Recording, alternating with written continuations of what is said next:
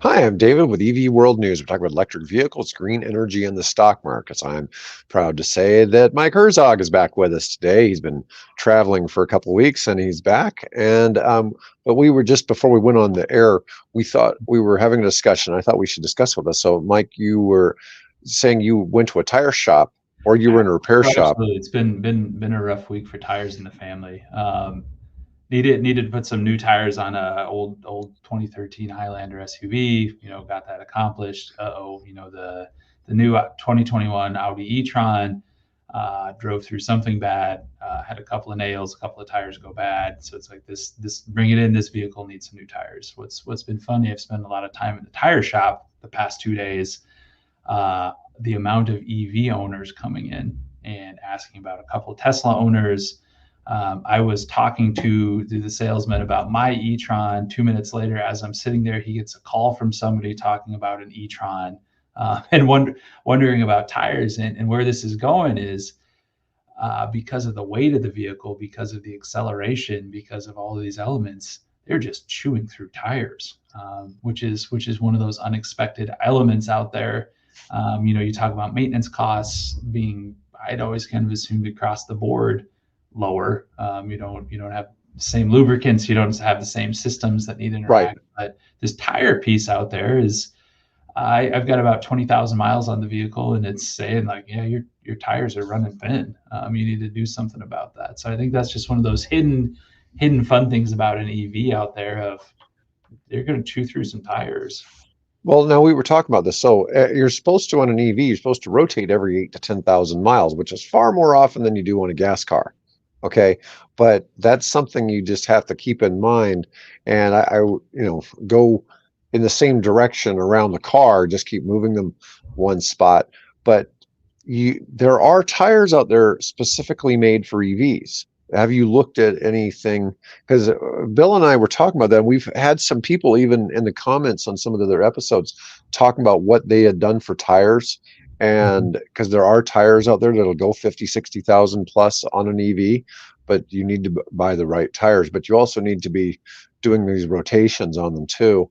You don't strike me that you're probably a big lead foot on that car, so you're not doing burnouts too often. It's pretty fun. I'm not gonna lie. It's pretty fun, hopping on the interstate and waiting Just to seeing it merge. go. Boy, if I just floor it, I'm going to get ahead of everybody, and there's my merge solved. Yeah, it's that's the fun part about an EV. The kids love it. Every once in a while, you get, whoa, put back in your seat. Right. So it's not a bad thing. But no, and that's a lot of the discussion is. Walking through the tire salesman of like, this is what I have, this is what I looked at. He happened to be interested in EVs, particularly Mhm. the Audi e-tron. So I'm bringing it into him tomorrow because he just kind of wants to look at it too, and see what's going on. But yeah, walking through those options because the system itself, so they got their little computer database, like here's your vehicle, here's how you drive, here's what you do, here's your recommended tire, road conditions, that kind of thing. Right. It spit out a weird recommendation. God, and I forget the brand, but he said, "No, you're not going to believe this, but it's recommending you put this specific tire on here for your vehicle and situations and everything." Now, no, we should probably put a Michelin on this, like if you're going to have it for a while and everything. But that's starting to be factored in there, the weight of these vehicles into actually how much you're going to put wear and tear on these tires and what your expected mileage is, and it's where all the punchline is, it's lower. I mean, you should expect that you're going to be replacing tires more on an EV. I think even with proper rotation and getting the right kind of tire on there. But it was See, just because all the faces coming. Is like, what do you mean I need new tires on my Tesla? Like, well, they run out. so They're burning Bill up. is 76 years old. So take that into consideration. But he's had no difference in how his tires have been between EVs and Oh, really? non-EVs. Really? Yeah, but I suspect his driving habits are a little different too, Hmm. being as old as he is. But hopefully he doesn't watch this. But anyways, I'm just saying that a little bit of that factors in as well. But I would be looking. You may want to do some searching because your tire supplier may not do the very Yeah. best tires that there may be for your car. So No, and that's today, I'm shopping around on it. I'm looking around, but it's the one piece between a combustion engine car and an EV that doesn't go away. I mean, yeah, your drivetrain is very different, but your car still sits on tires, and that's the right. commonality between I them. don't think they're really as much heavier than as a lot of places when we're going to get into this other article talking about this, but a lot of your cars really aren't, even for the same class. There's a lot of the German cars are heavier than um, like the Tesla models that are similar. Really? So the Hmm. battery piece being heavy hasn't really influenced that in comparison to some of the over-engineered German cars. Okay, but let's go ahead. Let's talk about this Nebraska deal. So this is kind of funny because this article, and I'd seen some stuff on this before, but this just came out a couple days ago, and this Nebraska test suggests U.S. highways are not ready for widespread EV use. And what is it? The University of Nebraska Lincoln does crash tests, Yeah. and they've got their own Nebraska Transportation Center. Here you see a Rivian R1T running into a crash test barrier. You see that looks like a Tesla there in the background. That's it looks like a Model Y that's been mashed up. So they apparently spend some money and destroy destroy EVs. This Yeah, is I had I had a friend send me this article and she said, "Hey, you should talk about this on that podcast you do." And it said, "That's a great idea. This is right up our alley." tell her that's appreciated. We always Yeah. looking for good topics because this is something a little different than what we've covered before. Well, and it's as you mentioned, so this crash test lab, it's pretty nationally prominent, even internationally prominent. I know some of the barriers that they use in NASCAR races or Formula One races have been developed at this space through the university. So University of Nebraska just kind of in our backyard, but yeah, they buy some cars and they smash them and see what happens. So this article is. I don't know if it was news or not. It was kind of interesting. It's the end story is the people inside the vehicle they feel would have been safe at crashing over 60 miles an hour into one of these barriers. So good for you, Rivian and other electric manufacturers. But the barrier got pushed back farther than they were expecting it to. But the rest of the article kind of said, well, yeah, that things seem to be in tolerance. Things seem to work the way we thought they were going to, and we crashed them. And yeah, maybe we should reevaluate a couple spots, but Now, in all fairness, yes, they tested some of the vehicles they're considered to be the safest. The Rivians and the Tesla. Well, the Tesla Model Y is considered to be the safest vehicle made, and we saw that in the background, even though it may not have been what they used in this. But the Rivians are considered to be ridiculously safe as well. Now, we saw those cases where that guy tried to unalive himself and his family by running off a cliff, and they fell 150 feet, and everybody survived in a Tesla Model 3. Then we had the Chinese people the Chinese woman was driving with 4 people in the car, and the vehicle went spinning in the air. She got it airborne, and then it landed, and everybody was able to walk away from the accident. And it just shows that EVs are built to a different, they're not like a regular car. They're built safer. But the other thing is, these accidents would probably be very difficult to replicate without turning off all the safety features in the car. right. I Because mean, the EVs are designed not to do that. to not do that, to have that sensor that say, yeah, you're going awfully fast and you're heading towards that wall, like Yeah. divert, slow Yeah. down. Divert or stop. Yeah. Yeah. Yeah. And, the idea of these guardrails is to prevent somebody from killing themselves if they fall asleep and run off the road. But if you fall asleep while driving, most of the high end EVs they're testing, the car will just keep on going down the road to your destination. Yeah. Yeah. And if something gets in the way, it'll slow down and stop so it doesn't hit it. So it's interesting because the tech in the EVs, now, this isn't necessarily the same like you're driving a Nissan Leaf. Mhm. Okay. But the cars they're testing are higher end, heavier EVs with large battery packs, things like that. but they're saying in here 19,000 people died in crashes where their vehicle left the roadway in 2023. Now, a lot of these cases, the people may have been drunk, they may have been falling asleep or whatever, but these are things that EVs are designed to help you not have happen. Yep. And so I Yeah, find this kind of fascinating. no, and it's like I said, it's fun because it's a local tie-in for us and what they're looking in. But I mean, the end message is like, yeah, it looks like a very safe vehicle. And these particular barriers are for construction zones. And the idea is to keep the people working there safe too. Right. But gosh darn, I mean, just in that video, those didn't move very far. And for a giant vehicle coming in at 60 plus miles an hour.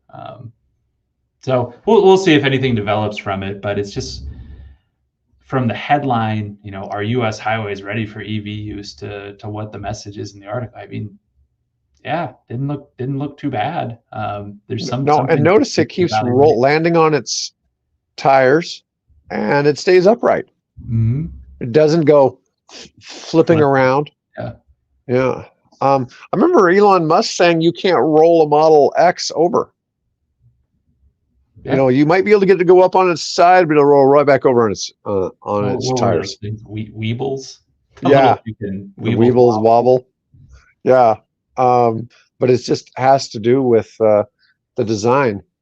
But this is the University of Nebraska is one of 3 places in the country that does these kind of tests, and the only one other place has done some testing on EVs against the barriers. So it's interesting that they chose to do this here. Let's see. Kiewit Hall, UNL's newly opened Center for Undergraduate Engineering Education. The Nebraska researchers were applauded for investigating significant challenges the country faces to prepare its roadways for heavy EVs. But I mean, an EV is still not as heavy as a tractor trailer. Right. I mean, it's not even comparable. We're it's like they're tiny compared to a 80,000 pound tractor trailer that's pushing 12 times the weight of the EV. That's also barreling through that construction zone at 60 miles an hour. Yeah. Yeah, so I'm not sure what this is really designed to show. The barrier suffered catastrophic damage, sending chunks of concrete flying and rupturing numerous steel reinforcing bars. They're worried about the barrier, like they said, but the passengers were okay. I mean, they didn't put humans in there, but I mean, if you drive a Honda Civic into one of those barriers at 60, it's going to send concrete flying, right? I mean, you'd think so. If you're working on the other side of it, I don't think you want anything hitting that barrier. Yeah, that's when I present our research at conferences, one of the questions I often get is, are electric vehicles unsafe? And they said that that's not really a fair perspective. They're fair well in the government's car assessment program and the crashworthy ratings from the Insurance Institute, which examines how the cars perform in collisions with other vehicles. The safety devices perform when a car unintentionally leaves its traffic lanes for reasons like driver distraction or sleepiness, mechanical problems, or medical problems, often referred to as errant crashes. Now, our mini EVs are very safe. Well, the higher end ones, we know that from the 5-star crash ratings and all that, and the actual real world incidents that I was talking about earlier with the Model 3 and the Model Y, that there's no question that the cars themselves are very safe. But it's just interesting. Like, it could be more damaging to a concrete barrier.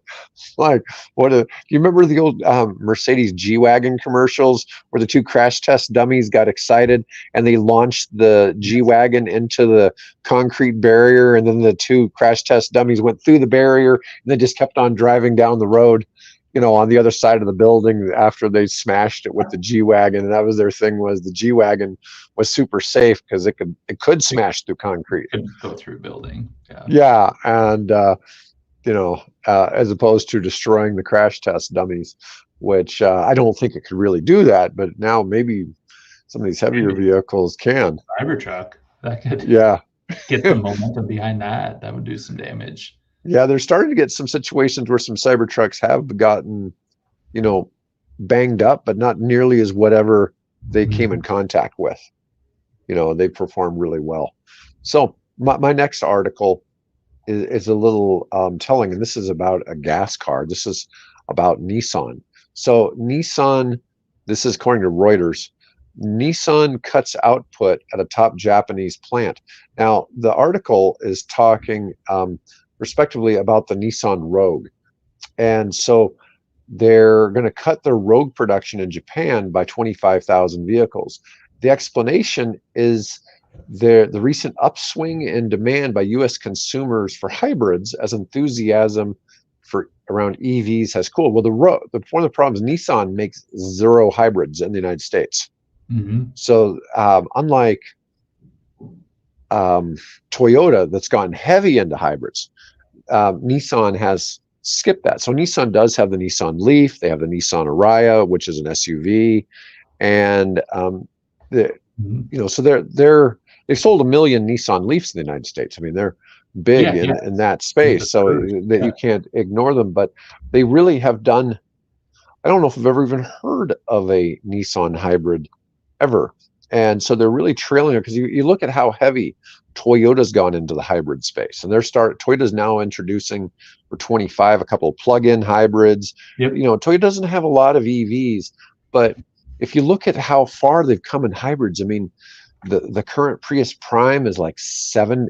Now that's a plug-in hybrid, but it also gets like 70 miles per gallon once you run out the battery. Yeah. And then the Toyota Camry, the hybrid, is getting like 44 40, mpg. yeah, it's 40, mid 40s. The Siennas, The Sienna mid hybrid, 40s. what we talk about, the 2 years to order one of those damn things are Yeah. so popular. They have a 36 highway, 36 city. Well, in there, I want to say the new Highlanders and even their big The ones. bigger Highlander. Yeah, I guess that's replacing the Forerunner or something. I'm not maybe. sure. Yeah. Anyways, it gets 35. Yeah, it's crazy. It's crazy what they've done. I was telling Bill I saw a new Toyota Crown, which looks like kind of a crossover. It looks like it replaced the Toyota Avalon. So it sits kind of in the dollar price range where the Avalon would have sat, which Mhm. was above the Camry. And it looks like it gets about 38 or 39 as a Yeah, hybrid. that's cool. Um, yeah, I saw one of them for the first time down in Bellevue about a week ago. And but I'd never even heard of it. But it's I something. haven't heard of it before. I Yeah, certainly I think it may be a have. 220 as a 25 model. Yeah. So, anyways, I'm just saying Nissan is kind of missing out on them. Their Rogue has been kind of a popular SUV, but the problem is in that price tier now, you've got Hyundai with their plug-in hybrids. They've got the Santa Mhm. Fe's and the Tucsons, and you've got Toyota with all of their hybrids. Almost everything in the Toyota lineup is a hybrid now. They It pretty is. much, They're really moving into the plug-in hybrid space. yeah. I think it's rolled out a little slower than I thought it might, but I think just about all of their vehicles are going to have a plug-in hybrid option here in the next couple of years. Well, you look at this. We're in the electric vehicle space, but look in the '90s, GM came out with the EV1. It was the first mass production. Mhm. Well, it wasn't really super mass, but they only produced like 1,100 of them. But that was the first EV. It was super premature. So, in fact, I think Yeah. it came out before they even had good quality lithium-ion batteries for EVs. Okay, so then after that, you had some things with some hybrids like the Toyota Prius, and you had one of the Hondas. There's just a couple hybrids came out. There wasn't really much, Mhm. but from 2012 to about 2019, you had things like the Chevy Volt, these was a plug-in hybrid. You had that Cadillac ELR. You had something called the Ford Energy. Ford Fusion had a hybrid, but the hybrid only got 2 miles per gallon better gas mileage than the gas version. Why would you, for a 10% increase in gas mileage, why would you want to pay a few $1,000s more for that drivetrain? It wasn't that like groundbreaking I or don't know, save the earth-ish. Honda got in trouble for that, where it's their hybrid mileage ran out of steam after a couple of years, or 10,000 miles or 20, and it was like, this is basically just a Honda Civic now. Like they had some issue with it. It just over time it really lost that functionality, or became much less efficient in actually operating the thing. Well, technology just wasn't there. And so there was all these cars that were like discontinued by 2018, 2019. And now some of these manufacturers are starting to get back into that space because now there's actually, there's more movement towards that transition. And there was a lot of like early adopters on some things. And I was looking at number of models available in the US over the past 5 years. And it was surprising because the plug-in hybrids 2 or 3 years ago like took a huge dip. They disappeared. Popular then to 2022, 2023, like hardly any models available, and now it's going to ramp back up. But it was just one of those. I had to look at it a couple of times. And say, is that real? I would think those would be more popular as kind of that entry step or interim step in EVs, but they just weren't selling, weren't popular. So now they're coming back. The most popular type of car to buy in the United States is an SUV, right? Mm-hmm. Well, in the plug-in hybrid space, in the used plug-in hybrid space, there's nothing in that sub $25,000 category that gets you the $4,000 rebate. I've seen a couple of Model Ys drop into that, and even a Model X drop into that space. But in the plug-in, those are fully electric. In the plug-in hybrid space, there's nothing. There's nothing there. So the only cars that even exist in that plug-in hybrid space are the Hyundai Santa Fe and Tucson. And there was a Mitsubishi Outlander for 23, I think, and 24. And then in 24, there's been some Toyota Highlanders that are plug-in. But a used 24 Highlander is still over $50,000. I mean, it's not in anywhere near the price range, and so that makes it very difficult. My next topic comes from Morgan Stanley. Morgan Stanley has just replaced Ford with Tesla as its top pick in the U.S. auto industry. It says robotaxi expectations are too high. I'm not as big on the robo-taxi thing as I am on the self-driving. Mm-hmm. I don't know how big of a disruptor the robo-taxi really does for anything. I mean, in reality, you still have a vehicle driving around, right? So how is that any different? It still has maintenance costs. It still needs to be fueled. It still needs right. I think it's pretty cool, but I'm not sure where that is the big game changer for Tesla. I think their robots are going to be a huge thing, but I just thought it was fascinating. They're starting to get into the semi space. They're starting to get more and more orders for those. It'll be interesting to see where some of those things shake up. All right. So you being an Audi fan, I'm going to show you that I've got something. There's a new Audi E6 e-tron or A6 mm-hmm. e-tron coming out. This is what it's supposed to look like here. So it's how Volkswagen is planning to fight Lucid and Tesla in the market. And there's a few pictures here of this something coming out. For some reason their sample is in beige, but it's still a nice looking car. It's a nice looking car. Yeah. Yep. Doesn't look so much like an EV as it does just look like a car. Mm-hmm. A nice looking one. The Sportback will be joined by the Avant wagon version. No images yet. No conventional sedan with a trunk will be offered. So they're all going to have a hatchback here. Yeah. Let's see. Energy consumption is expected to be around 3.9 to 4.4 miles per kilowatt hour. Now that's interesting because the Lucid Air recently was able to increase its production to where it's at 5 miles per kilowatt now, which is the highest really of all of the major, really good. Of the major sedans. Ford's not being around 4. That's not the end of the world. No, well, most of the Teslas are at 3.5. Yeah. So it's an upgrade even from the Teslas. With 300 miles on a single charge, technically with those specs, it should do 400, but we'll see where the EPA ratings come later. It's in the same platform underpinning the EV Porsche Macan. It's on an 800-volt platform, which that's going to be, the 5-minute Someday. charging. Yeah, someday. When the chargers are available. But anyways, I thought you might enjoy that Yeah, I since do. you're That's an sharp. Audi It's a fan. sharp looking car. I'm sure it'll Yep. be. I'm sure it'll be a good one out there. I hope. Yep. And for my last topic for today, we're going to talk a little bit about South Pasadena, California. South Pasadena has gotten rid of all their police gas-powered cars and replaced them with Model Ys and Model 3s. So South Pasadena is this California city is the first to switch to an all EV police fleet, and they actually give some stats. So they're going to use Model Ys as patrol vehicles and Model 3s for detective and other spots in the police department. So they bought 10 of each, and they give some financial numbers on this, which I thought was interesting, but we'll get to this in a minute. Both types are customized for police use, and altogether the program, which includes the installation of EV chargers, the city hall, will cost about $1.85 million. More than half of the total costs have been covered by local energy providers and green initiative organizations. Well, that's kind of cool. The cost per mile is half of what the cop cars would run, and it leads to an average annual savings of about $4,000 per car. Per car. Yeah.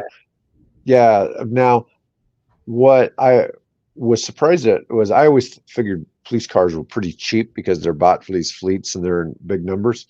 That was not the case. We'll get to that in a minute. Several automakers have offered up their EVs and police specs. Ford has a Pro SSV trim of the F-150 Lightning pickup, and Chevrolet has a PPV version of its Blazer SS electric sport utility. Let's see. I'm going to show that too, because that sounds kind of interesting. Let's see what we got here. The idea of police cars, and I've looked at this for other fleets before. So There's a ooh, that's a sharp looking car. Yeah, this is the Chevy Blazer EV, configured as a police car. I don't know if I'd want the Blazer with all of the problems it had.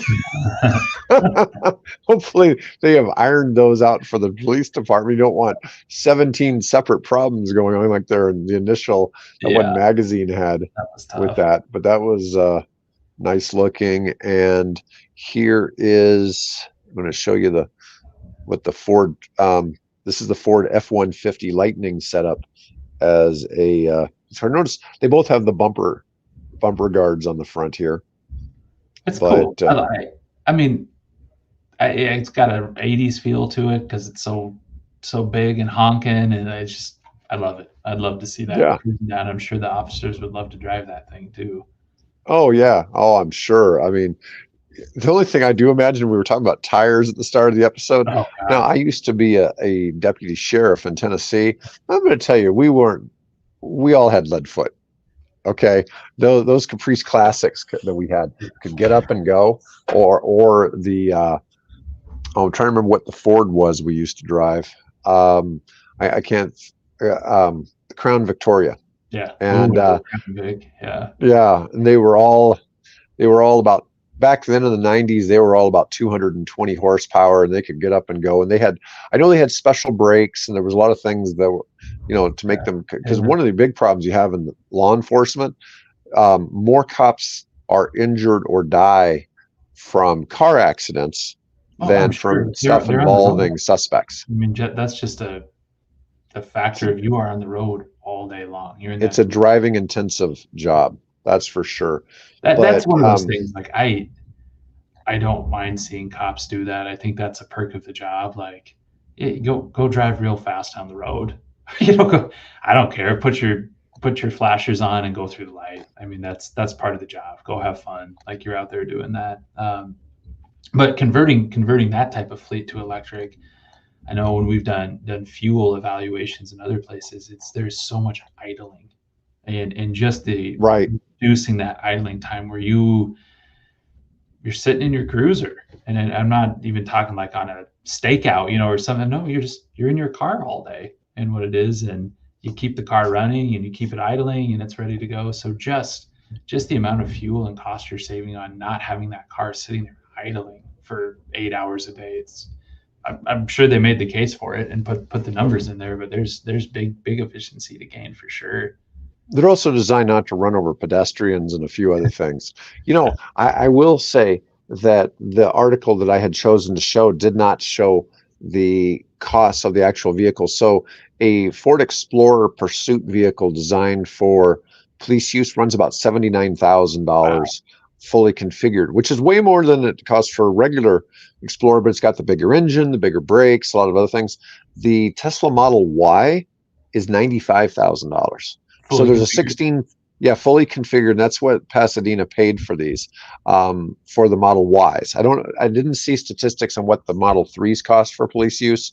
It would have been a little cheaper, but probably not more than say 10,000. Because a lot of that has to do with they have all the radio systems and the computer systems in there. So there's a lot of stuff in there that you don't have in a normal car. You don't so you know, you have the big screen on there, but you also have generally a laptop setup and a few other things that are set up in the car that are much more expensive.